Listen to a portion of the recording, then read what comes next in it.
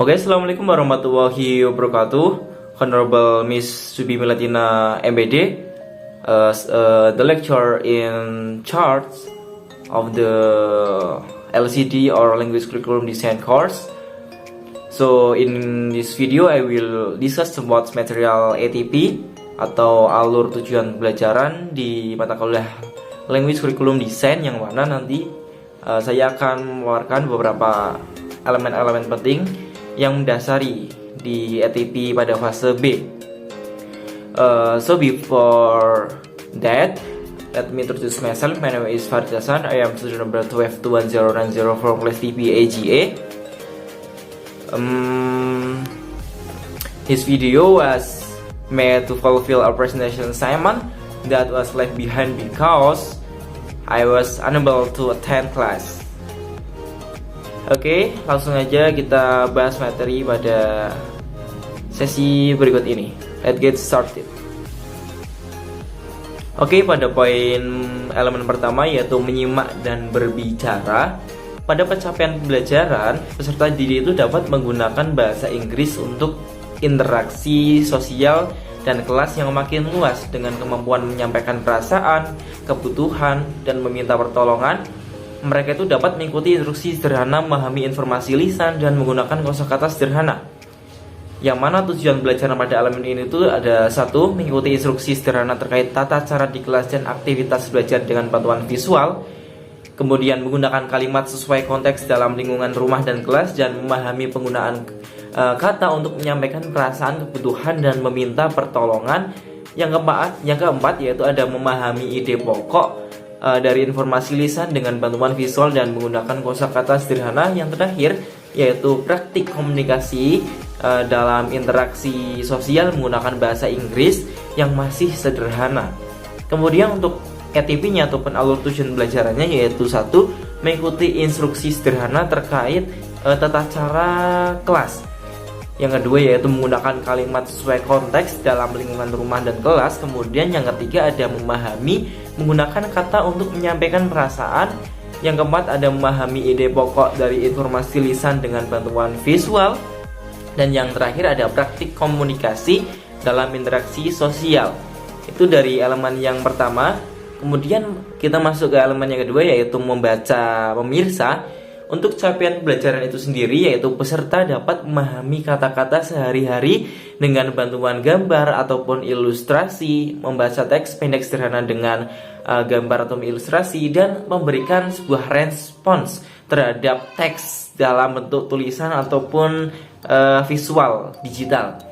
Untuk tujuan pembelajaran itu sendiri yaitu satu, memahami kata-kata sehari-hari dengan bantuan gambar ataupun ilustrasi, kemudian membaca teks pendek sederhana dan familiar dengan bantuan gambar ataupun ilustrasi. Kemudian yang ketiga ada memberikan respon terhadap teks pendek dalam bentuk lisan atau digital. Kemudian ATP-nya yaitu satu, memahami kata-kata sehari-hari dengan bantuan gambar atau ilustrasi, kemudian membaca teks pendek sederhana dengan bantuan gambar ilustrasi, dan yang ketiga Anda memberikan sebuah respons terhadap teks pendek. Oke, kita masuk ke elemen yang ketiga mengenai menulis dan mempresentasikan. CP-nya yaitu peserta didik dapat mengkomunikasikan ide dan pengalaman melalui gambar dan salinan tulisan. Nah, mereka itu mampu menghasilkan sebuah teks deskriptif dan prosedur sederhana dengan bantuan guru menggunakan kata ataupun frasa sederhana dan gambar. Selain itu, mereka dapat menerapkan kata ataupun frasa dan gambar dalam menyusun teks serta menulis kosakata sederhana terkait lingkungan kelas dan rumah dalam bahasa Inggris dengan ejaan yang mereka ciptakan sendiri. Untuk TP-nya atau tujuan pelajaran yaitu satu, mengkomunikasikan sebuah ide dan pengalaman melalui gambar dan salinan tulisan. Yang kedua ada menghasilkan teks deskriptif dan prosedur sederhana dengan bantuan guru. Dan yang ketiga ada menerapkan kata ataupun frasa sederhana dan gambar dalam menyusun teks. Kemudian ada menulis kosakata sederhana terkait lingkungan kelas dan rumah dalam bahasa Inggris dengan ejaan yang mereka ciptakan sendiri. Kemudian ada mempresentasikan hasil tulisan ataupun ide dengan menggunakan gambar ataupun kata atau cara lain sesuai dengan tingkat pemahaman dan keterampilan mereka. Yang mana pada poin elemen kali ini itu terdapat mempresentasikan, dan di sini ada beberapa tambahan ataupun ada tambahan pada elemen yang mempresentasikan gitu ya. Untuk alur tujuan pembelajarannya yaitu satu, mengkomunikasikan ide dan pengalaman melalui gambar dan salinan tulisan. Yang kedua, ada menghasilkan teks deskriptif dan prosedur sederhana dengan bantuan guru. Kemudian menerapkan kata ataupun frasa sederhana dan gambar dalam menyusun teks. Kemudian yang keempat, ada menulis kosakata sederhana terkait lingkungan kelas dan rumah dengan ejaan yang diciptakan sendiri. Kemudian yang kelima, ada mempresentasikan hasil tulisan ataupun ide dengan menggunakan gambar, kata ataupun frasa atau cara lain sesuai dengan tingkat pemahaman ataupun keterampilan mereka. Nah, setiap ketiga elemen tadi, fase B ini menerapkan alokasi waktu dengan total 6 JP, dan setiap elemennya yaitu diadakan 3 pertemuan. Nah, untuk tambahan dalam menulis dan presentasikan tadi ada tambahan, yaitu menyesuaikan dengan JP sesuai kebutuhan tujuan pembelajaran, sesuai kebutuhan si siswanya ya. Nah, dalam fase B ini dengan alokasi waktu 6 JP dan 3 pertemuan, peserta didik itu diharapkan mencapai kemampuan berbahasa Inggris dalam konteks sosial dan kelas. Pada aspek menyimak berbicara, mereka itu akan dapat mengikuti instruksi menggunakan kalimat sesuai konteks situasi rutin. Sementara pada membaca memirsa, peserta didik itu akan memahami kata-kata sehari-hari, membaca teks pendek, kemudian memberikan respon terhadap teks itu sendiri. Kemudian pada elemen menulis dan mempresentasikan, mereka itu diarahkan untuk mengkomunikasikan sebuah ide melalui gambar ataupun tulisan, menghasilkan teks deskriptif, prosedur dan lain sebagainya. Kemudian menerapkan sebuah kata ataupun frasa dan gambar dalam penulisan, serta menulis kosakata terkait lingkungan kelas dan rumah dengan ejaan mereka sendiri. Nah, seluruh pembelajaran itu direncanakan dengan alur tujuan yang jelas. Untuk apa? Untuk masing-masing aspek mencakup instruksi, praktik dan penerapan keterampilan peserta didik itu sendiri. Nah, mungkin itu dari presentasi ataupun pemaparan ETP pada fase B. Selanjutnya saya akan bahas mengenai modul ajar. Saya lanjutkan bahasan pada video kali ini mengenai modul ajar. Setelah tadi membahas ETP ataupun alur tujuan pembelajaran, kali ini saya akan membahas mengenai modul ajar, sama masih di fase B juga. Nah, langsung mulai saja. Nah, di sini itu kita dari fase B, modul ajarnya itu yang berjudul My Classroom is Clean, yang mana pada institusi dari modul ajar itu ini sendiri, yaitu SD negeri ya, tingkat SD. Kemudian kelasnya itu kelas 3 semester genap tahun pelajaran 2023. Kemudian kami mengalokasikan waktu sejumlah 2 JP dengan 2 kali 35 menit. Untuk kompetensi awal itu sendiri, peserta didik mengetahui kosakata bahasa Inggris di lingkungan kelas. Kemudian yang kedua, peserta didik itu mampu mengungkapkan kalimat bahasa Inggris sederhana. Kemudian untuk profil pelajar itu sendiri, yaitu kami dari kelompok fase B, yaitu ada 3. Yang pertama ada mandiri, kreatif, dan gotong royong. Kemudian untuk target peserta didik itu sendiri, peserta didik reguler ataupun tipikal, secara umum itu tanpa kesulitan dalam merencana dan memahami materi ajar pada modul ajar pada fase B kali ini. Kemudian mode pembelajaran luring ataupun tatap muka dengan model pembelajaran project based learning. Kemudian kami menggunakan metode pembelajaran ada 3, yaitu 1 ceramah, 2 diskusi, dan 3 tanya jawab. Yang poin selanjutnya yaitu media pembelajaran, kami dari fase B menggunakan LKS, laptop, buku ajar, papan tulis.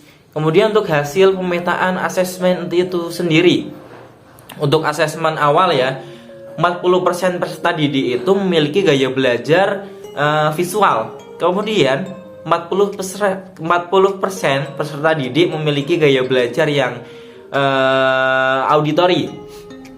Kemudian yang 20% peserta didik itu memiliki gaya belajar kinestetik. Dengan kata lain, peserta didik dalam model ajar ini tuh memiliki 3 gaya belajar mereka sendiri, dengan tadi menggunakan visual ataupun auditori maupun kinestetik.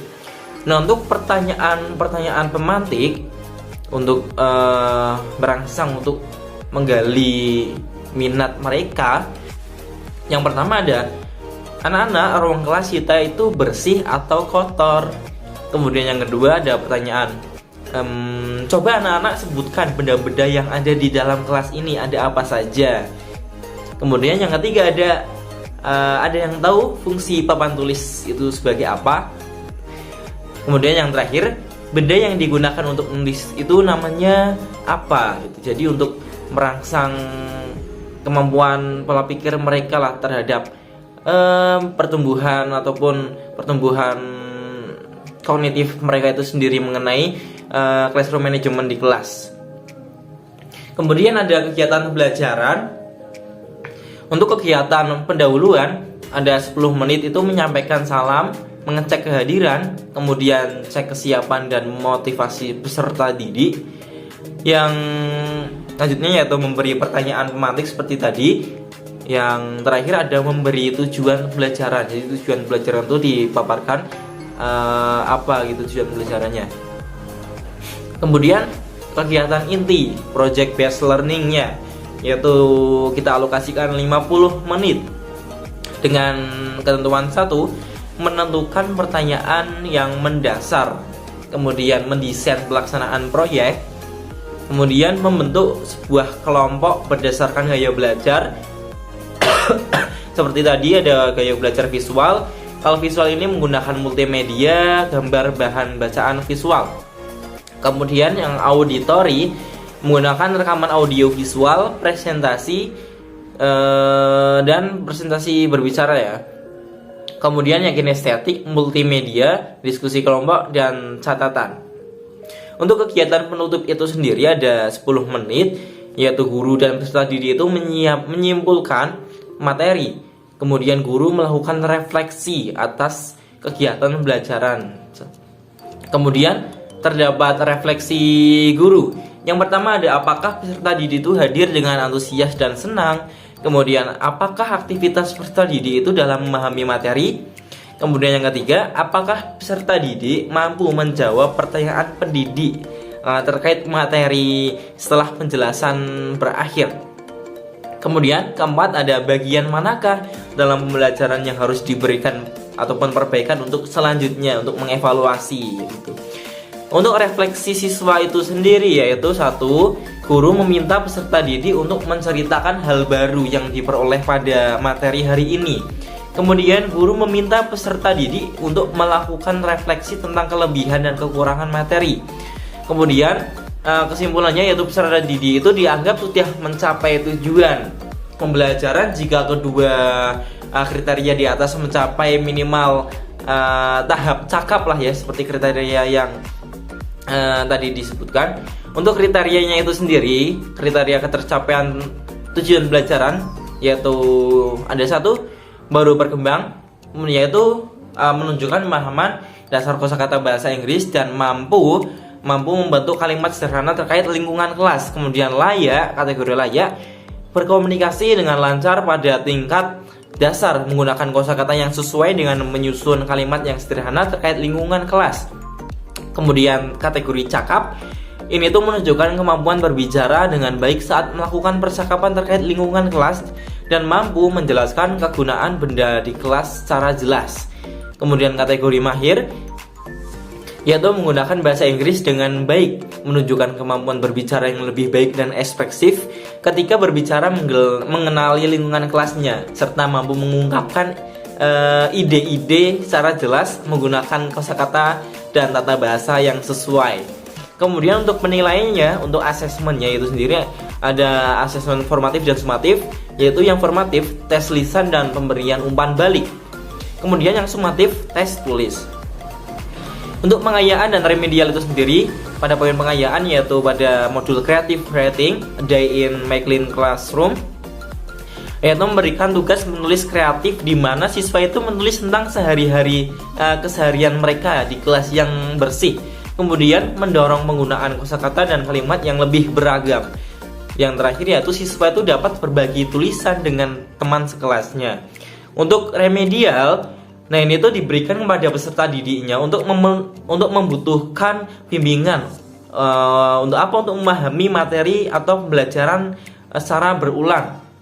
Kemudian untuk evaluasinya untuk kedepannya, yaitu metode evaluasinya penilaian formatif melalui tes lisan dan pemberian umpan balik. Kemudian penilaian sumatifnya itu melalui tes tulis seperti tadi yang saya sebutkan. Dan kesimpulan akhir, peserta didik itu diharapkan dapat mencapai minimal tahap layak dalam kemampuan menggunakan kalimat bahasa Inggris terkait lingkungan sekolah.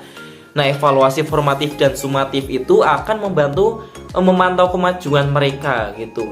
Untuk catatan penting ya, di sini ada hanya tambahkan catatan penting, fleksibilitas dalam pengajaran itu diperlukan untuk menyesuaikan metode pembelajaran dengan gaya belajar siswa, seperti gaya belajar visual, auditori, dan kinestetik tadi. Kemudian guru itu perlu memastikan interaksi yang baik antara peserta didik untuk memotivasi kolaborasi dalam proyek berbasis pembelajaran atau project based learning. Kemudian catatan yang ketiga yaitu pengembangan kosakata dan kemampuan berbicara dapat ditingkatkan kembali melalui apa? Melalui kegiatan yang kreatif seperti creative writing gitu. Kemudian ada saran untuk pengembangan selanjutnya, ada follow up-nya lah. Yang satu yaitu memanfaatkan sebuah teknologi dengan lebih efektif seperti penggunaan aplikasi, penggunaan pembelajaran interaktif yang mendukung gaya belajar berbeda. Kemudian ada melibatkan orang tua. Nah, peran orang tua itu di sini penting teman-teman ya, dalam memahami gaya belajar anak dan mendukung pembelajaran di rumah. Jadi nggak belajar hanya pembelajaran di kelas toh. Jadi di rumah juga harus ada peran orang tua yang mendampingi untuk mendukung pembelajaran sang peserta didiknya. Kemudian pertanyaan refleksi akhir ya, refleksi akhir yang pertama yaitu apakah metode pembelajaran project based learning itu efektif? Kemudian bagaimana respon peserta didik terhadap kegiatan kreatif menulis atau creative writing ya, mengenai modul ajar A Day in My Clean Classroom, dan adakah aspek-aspek tertentu yang perlu ditingkatkan dalam penyusunan dan pelaksanaan rencana pembelajaran ini. So guys, that's all from me mengenai tadi ETP dan modul ajar di fase B. So kurang lebihnya mohon maaf. Wabillahi taufiq wal hidayah. Wassalamualaikum warahmatullahi wabarakatuh. Thank you.